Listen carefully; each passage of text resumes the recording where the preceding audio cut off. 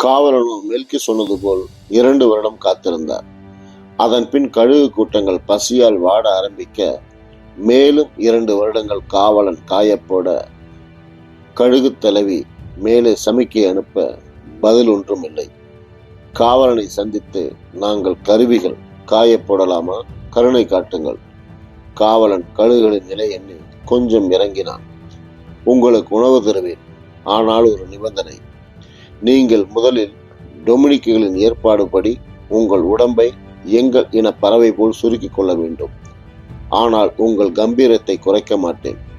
இன்னும் ஒரு படி மேல், பறவைகளின் தலைமை பறவையாக உங்களை நியமிக்கிறேன். உங்கள் இனத்தின் ராஜாளி இனம் இந்த வாடியாவில் இருக்கக்கூடாது. அடுத்து நீங்கள் இயற்கை உணவையும் உண்டு பழக வேண்டும். உங்களுக்காய் மாமிச வகையில் காளான் என்ற உணவை தருகிறேன். மேலும் இனி நீங்கள் இறந்த மிருகங்களை உண்ணும் அளவில் அதன் நச்சுத்தன்மையும் எடுக்கிறேன். ஆனாலும் நீங்கள் பிணங்களை தின்பதற்காய் பூமிக்கு வந்தால் உங்களை ஒரே அடியாய் காயப்போடாமல் பூமியில் மிகவும் கொடூரமாய் வாழும் மனிதர்களை மன்னர்கள் மூலம் தண்டனையாக்கி அவ்வப்போது அளிக்கிறேன். மிகவும் முக்கியமானது, நீங்கள் உங்கள் மேலுள்ள தகவல் உறுப்பை சமிக்கைகள் செய்ய முடியா வண்ணம் அந்த உறுப்பை துண்டிக்க வேண்டும். கழுகு அன்னையோ, முதலில் எங்களுக்கு உணவிடு, மீதியை அப்புறம் பேசுவோம்.